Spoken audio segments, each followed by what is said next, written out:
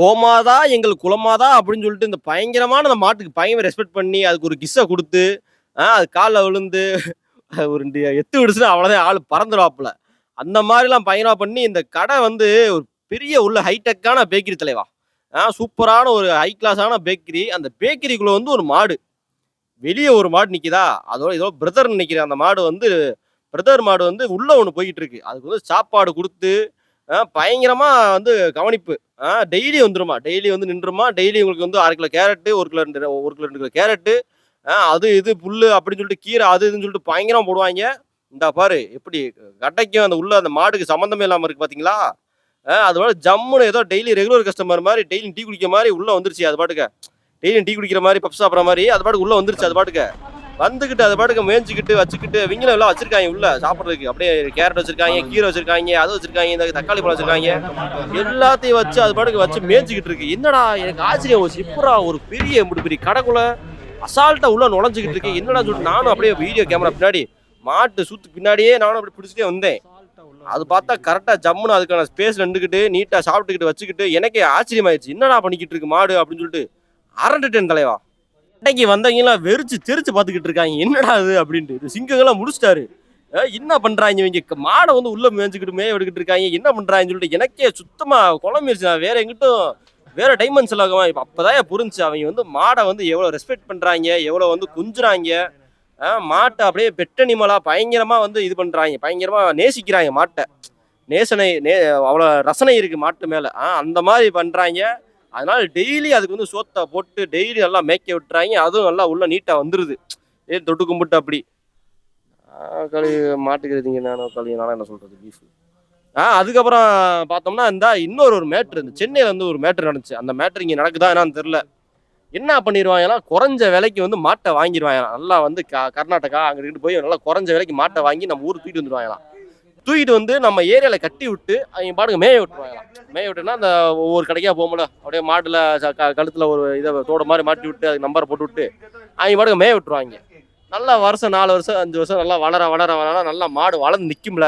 அந்த டயத்துல அந்த மாட்டை பிடிச்சி ஒரு வெட்டுல அவங்களுக்கு கறி கடைக்கு போய் நீட்டா சாப்பாடுக்கு போயிடும். அந்த மாதிரி ஸ்கேம் பண்ணாங்க. அந்த ஊர் கலெக்டர் அம்மா வந்து நல்லா நீட்டா பார்த்து ஆளை தூக்குச்சு. அது மாதிரி இந்த ஊரை நடக்குதா என்னன்னு தெரியல. எவனோ சும்மா மேய விட்டு நல்லா திங்க விட்டு அதுக்கப்புறம் கொண்டு போய் விட்டுறானான்னு தெரியல. மாடு சாப்பிட்றாலும் சாப்பிடுங்க, சாப்பிடாத பிடிக்கலன்னா வேணாம் விட்டுருங்க. ईश्वर की कृपा से डेली डेली आता है। डेली अपना अच्छा बात है। इसी का ही पैरों का खा रहे हैं। हाँ हाँ सिर्फ गौ माता के ही आशीर्वाद से ही पैरों का खा रहे हैं। इसी में सब है। 33 करोड़ देवी देवता का वास है। இது வந்து டெய்லி வருமா அந்த மாடு? டெய்லி வந்து சாப்பிட்டு இவங்க சாப்பாடுலாம் போடுவாங்க.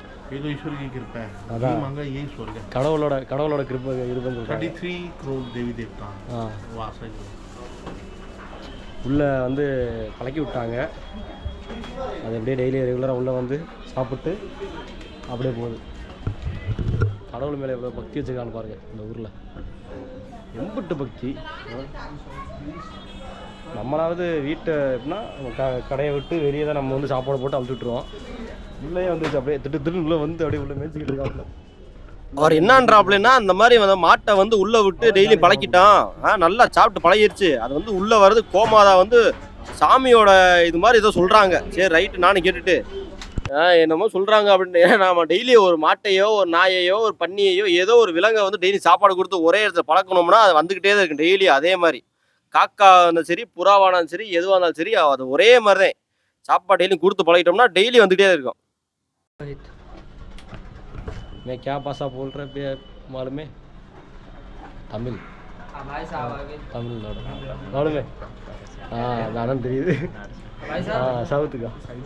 Sorry south. நம்ம பேசுகிற பார்த்தா கொஞ்சம் வியர்டாக இருக்குது இந்த ஊருக்காரர்களாம். அப்படி என்னடா பேசுகிறேன் அப்படி. நிறைய பேருக்கு தமிழ்நாடுனா எங்க இருக்குன்னே தெரியல. சின்ன பேர் முழிக்கிறான் தமிழ்நாடு அப்படின்னா நீ பேசுறதே வியர்டா இருக்கு, என்னென்னமோ இருக்கு அப்படின்றாங்க. தமிழ்நாட்டுக்காரன்டா ஏன்டா அது இருக்கிற சவுத்தில் இருக்கலாம் அப்படின்னு சொல்லி புரிய வச்சு அந்த மாட்டவே தான் பார்த்துக்கிந்தேன். அவங்களும் ஊட்டி விட அது திண்டு எப்படா அந்த மாடு சாணி போடுன்னு நானும் எதிர்பார்த்துட்டே இருந்தேன். ஆமா தலைவா, அது மாதிரி சாணி ஈனி போட்டு வந்துச்சுன்னா அது ஒரு செம்ம ஃபோனாக இருக்கும். நம்மளும் சாம்பார் எடுத்து வர அதை எடுத்து வர யார் அந்த சாணி அல்வா அப்படின்ற மாதிரி பட்டையம் போகிறீங்களோ நாமத்தை போகிறீங்களோ அந்த சாணி யார் அல்வா அப்படின்ற மாதிரி உங்களுக்கு கேள்வி கேட்டிருப்பேன். யாராவது அள்ளியிருப்பாங்க, எந்த தம்பியை குத்தி போச்சு ரைட்டா, குத்த போச்சு. அப்புறம் இதாகிடுச்சு. அது அப்பா தான் இருக்க வீடியோ காணோம். எப்படியும் குழப்பிட்டேன்.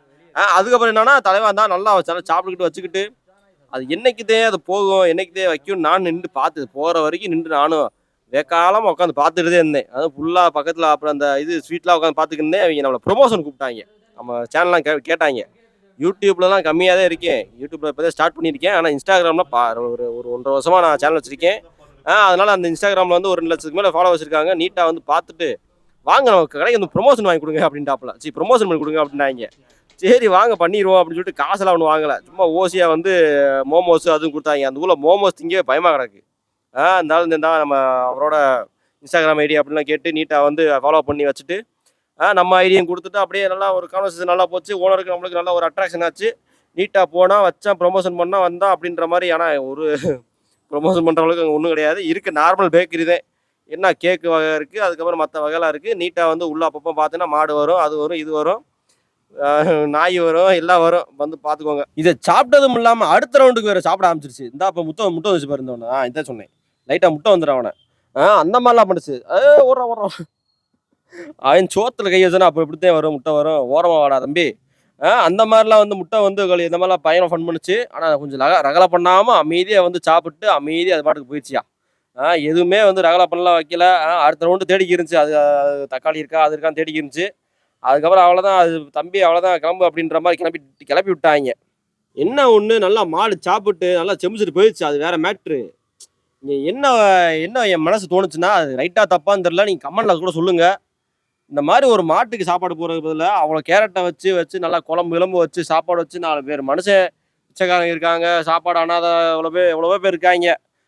கொடுத்தோம்னா இன்னும் நல்லா ஒரு இது மாட்டுக்கு கொடுக்குற மாதிரி இன்னொன்று அப்படியே ஒரு சைடில் இன்னும் ஒரு 5 கிலோ 6 கிலோ வாங்கி மனுஷங்களுக்கு கொடுத்து இல்லாதவங்க இல்லாதவங்க கொடுத்து நல்லா சாப்பாடெலாம் ஊட்டி விட்டோம்னா அது வேறு மாதிரி. ஊட்டி விட சொல்லல, சாப்பாடெலாம் எடுத்து செஞ்சு நம்ம கொடுத்து விட்டோம்னா அது ஒரு வேறு மாதிரி ரெஸ்பெக்டாக இருக்குது, நல்ல ஒரு புண்ணியமாகவும் இருக்கும். மாட்டுக்கு பண்ணுறதே மனுஷனுக்கு சேர்த்து பண்ணுங்க. ஏன்னா அங்கே வந்து மாட்டை மதிக்கிறாங்க, மனுஷனை மதிக்க மாட்டாங்க. இன்னொன்று, இந்த மாட்டை உள்ளே விட்டாங்கல்ல, கொஞ்சம் அழுக்கு சட்டை போட்டு மூக்கு சரி சிந்திக்கிட்டு ஒரு சின்ன பிள்ளை வந்து ரோட் சைடில் இருக்க ஒரு சின்ன பிள்ளை வந்து கடைக்கு விளையாடுச்சுன்னா விரட்டி விடுவாங்களா மாட்டாங்களா? நீங்கள் நியாயமான ஒரு பதில் சொல்லுங்கள். உள்ளே விடுவாங்களா இல்லை விரட்டி விடுவாங்களா மாட்டாங்க? சாப்பாடு கொடுப்பாங்களா, சாப்பாடு கொடுப்பாங்களா, காசு கொடுப்பாங்க, விரட்டி விடுவாங்களா? நீங்களே வந்து நியாயமான ஒரு கமெண்ட்டை வந்து நீங்கள் சொல்லணும். இது வந்து நான் கேட்க ரைட்டாக தப்பான்னு தெரில, நீங்களே சொல்லுங்கள் கரெக்டாக.